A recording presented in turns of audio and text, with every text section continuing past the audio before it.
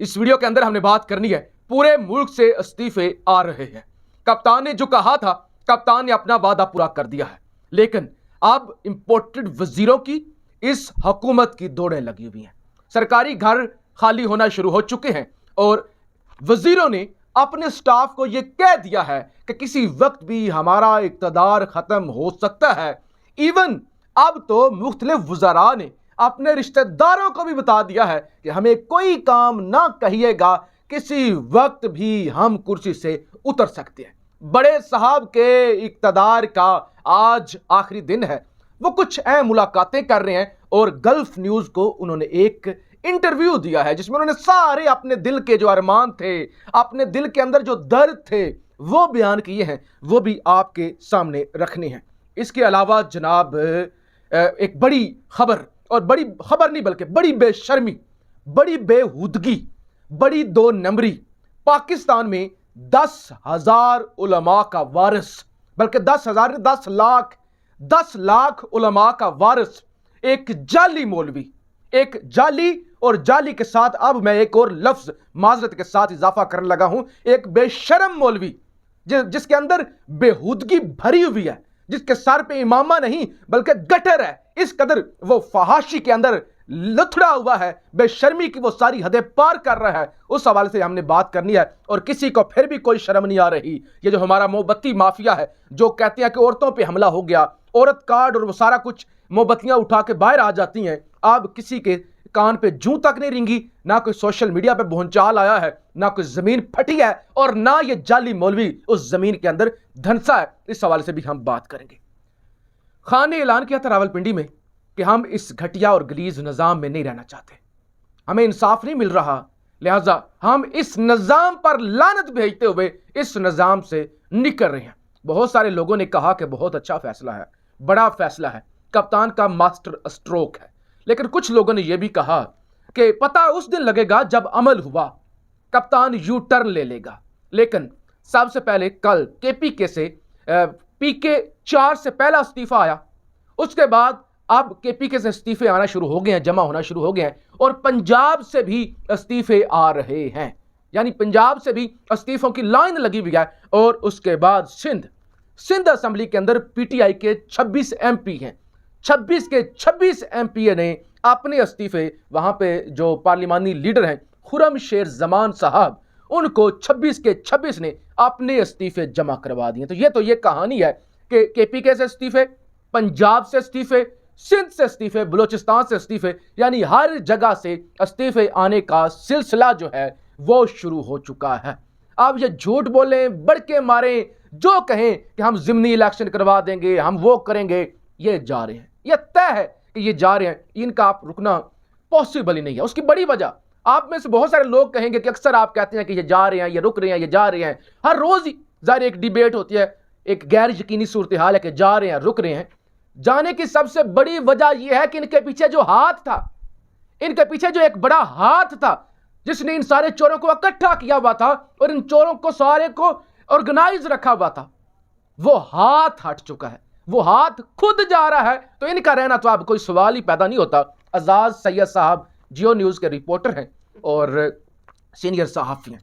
वो ये दावा करते हैं कि वो कहते हैं कि कुछ वज़रा ने, कुछ वज़ीरों ने, वो कहते हैं मुझे बताया है कि उन्होंने अपने स्टाफ को ये कह दिया है, अपने स्टाफ को ये कह दिया कि ये हमारे इक़्तिदार का आखिरी महीना है, इसी महीने के अंदर हमारा इक़्तिदार ख़त्म हो जाएगा, तो लिहाजा आप तैयारी पूरी रखें, आप सामान पैक रखें, एक्स्ट्रा जो चीज़ें हैं जिनमें वक्त लगता है वो चीज़ें आप अभी से शिफ्ट करना शुरू कर दें, यानी आप मेंटली तैयार रहें कि हम ज़्यादा यहाँ पे रुकने वाले नहीं हैं। साथ ही साथ आज़ाद सैयद साहब ये कहते हैं कि उन्होंने अपने घर वालों को, रिश्तेदारों को भी ये बता दिया है कि अब हमसे उम्मीदें वाबस्ता ना करें, हम वो पार्लियामेंट लॉजेस और वज़रा के जो बड़े बड़े घर हैं वो खाली करके वही पुरानी तनख्वाह पर, वही पुराने घर में हम वापस आ रहे हैं और इस तरह बर्बाद हो के आ रहे हैं। बज़ाहिर तो वज़ीर है ना, लेकिन ऐसे बर्बाद हो के आ रहे हैं कि अब कभी भी पाकिस्तानी कौम हमें मुंह नहीं लगाएगी और हम इलेक्शन नहीं जीत सकेंगे। तो ये जनाब सारी सूरत हाल मैंने आपको बता दी। अब जनरल कमर जावेद बाजवा 6 साल उन्होंने कमान संभाली पाक फौज की और हर तरह का उन्होंने वक्त देखा اور ان پر الزامات بھی لگے اور ابھی بھی الزامات بھی لگ رہے ہیں, کچھ چیزیں شواہد بھی سامنے آ رہے ہیں, وہ احساسوں کے اندر اضافہ. اور جنرل قمر جاوید باجوہ اس شخصیت کا نام ہے جن پر نون لیگ نے اتنی تنقید کی ہے, بلکہ اتنی گالیاں دی ہیں, ایون نواز شریف نے, جس کی کوئی حد نہیں ہے.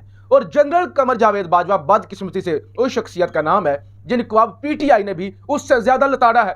میر جعفر, میر صادق, یعنی بے شک آپ یہ جو بھی غیر مناسب الفاظ ہیں, لیکن جب بھی اب آپ پاکستان میں کوئی نام لیں گے نا کہ میر جعفر اور میر صادق, لوگوں کی جو اندر دماغ کے اندر تصویر بنتی ہے وہ تصویر ٹیپو سلطان کے میر جعفر اور میر صادق کی طرف نہیں جائے گی, بلکہ یہاں پر ہی رک جائے گی. یہ تو اب اتنا زیادہ جو تنقید کا نشانہ بنایا گیا ہے. لیکن جنرل قمر جاوید باجوہ صاحب جا رہے ہیں, اور جب جا رہے ہیں تو اچھے وقت پہ نہیں جا رہے, اور آج ان کی آخری ملاقات ہوئی ہے جناب صدر ڈاکٹر عارف علوی سے ایوان صدر میں, اور اس کے بعد پھر ان کی آخری ملاقات ہوئی ہے وزیر اعظم ہاؤس میں شہباز شریف کے ساتھ. بظاہر تو ظاہر ہے شہباز شریف وزیر اعظم ہے, لیکن شہباز شریف کی کیا اوقات ہے. اسی لیے تو قائد اعظم محمد علی جناح کے بارے میں یہ کہا جاتا ہے کہ ان کے اس وقت کے جب آرمی چیف انہیں ملنے کے لیے آئے تو انہوں نے کہا انہیں باہر رکھو, میں باہر آ کے ان کو ملتا ہوں. اگر انہوں نے اقتدار کی قالینیں دیکھ لی تو ان کو لت پڑ جائے گی, ان کو عادت پڑ جائے گی. تو خیر پاکستان کے اندر پھر وہ لت پڑی, بدقسمتی سے قائد اعظم کے فرمان پر عمل نہ کیا گیا, اور پھر قائد اعظم کے جانے کے 6-7 سالوں کے بعد ہی پھر فوجی کی عادت آ گئی, اور کئی دہائیوں تک فوجیوں نے پھر اس ملک پہ حکومت کی. تو لہٰذا جی آخری دن ہے, آخری چند گھنٹے ہیں, آخری چند لمحے ہیں جنرل قمر جاوید باجوہ صاحب کے, اس کے بعد وہ جا رہے ہیں.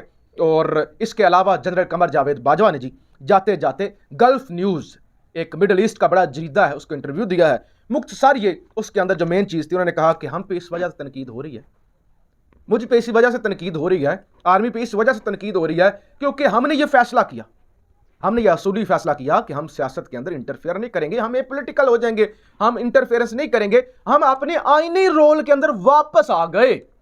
کچھ لوگوں سے یہ برداشت نہیں ہوا کہ ہم آئینی رول میں واپس کیوں آئے, لہذا اس وجہ سے ہمیں تنقید کا نشانہ بنانے جانے لگا.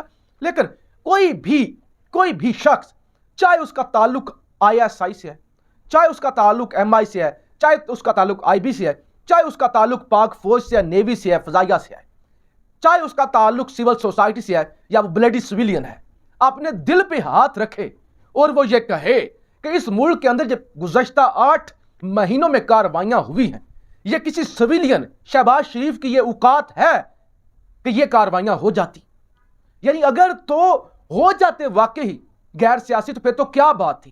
یا کوئی دل پہ ہاتھ رکھے اور مجھے بتائے جنرل باجوہ صاحب کا جو الوداعی خطاب تھا وہ غیر سیاسی تھا, یا جنرل ندیم انجم صاحب کی جو پریس کانفرنس تھی وہ غیر سیاسی تھی, یا جو جنرل بابر افتخار صاحب D G I S P R نے 3-4 پریس کانفرنس کی ہیں اب تک, ایک بیان پہلے سازش نہیں مداخلت, اس کے بعد نہ مداخلت نہ سازش, اور کبھی یہ کہ جب نئی حکومت نے سویرن کیا تو معیشت اچھی ہوئی, جنرل باجوہ صاحب نے کہا معیشت خراب ہوئی.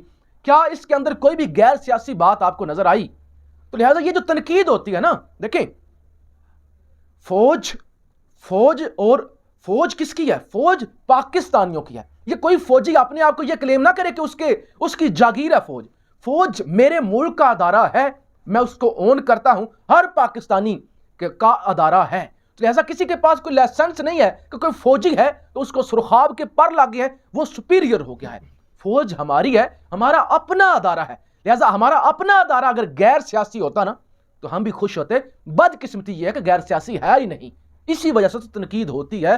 غیر سیاسی جب ہوتا ہے کوئی تو نظر بھی آ جاتا ہے. امید ہم کر رہے ہیں کہ جنرل عاصم منیر واقعی صحیح معنوں میں غیر سیاسی ہوں گے اور نظر بھی آئیں گے. تو بڑی جلدی کے ساتھ جنرل باجوہ صاحب جا رہے ہیں. اب مولانا فضل الرحمان, جیسے کہ میں نے ویڈیو کے شروع میں کہا, مولانا بھی نہیں کہنا چاہیے, یعنی مولانا کا بھی مطلب ہوتا ہے نا کہ عالم ایک جو ہے علم رکھنے والا.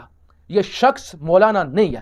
اس شخص کے اندر اتنا گند بھرا ہوا ہے, معذرت کے ساتھ میرے سے عمر میں یہ 50 دفعہ بڑے ہیں, لیکن آج انہوں نے گلیز الفاظ استعمال کیے ہیں اور بے شرمی کی ساری حدیں پار کی ہیں. یعنی یہ چہرے پہ داڑھی, عمر کے اندر بھی کوئی 50 60 65 سال کے تو ہوں گے, لیکن بے شرمی والی زبان. کہتے ہیں کہ یہ جو لوگ ہیں یہ کہتے ہیں کہ عمران خان اگر ہماری ماؤں کے ساتھ بھی زنا کر لے پھر بھی ہم اسے ووٹ دیں گے. اور ان کی جو خواتین ہیں, لڑکیاں ہیں, پی ٹی آئی کی نوجوان لڑکیاں, وہ یہ کہتی ہیں کہ کاش عمران خان ہمارے سونے والے کمرے میں بیڈ روم کے اندر آ جائے.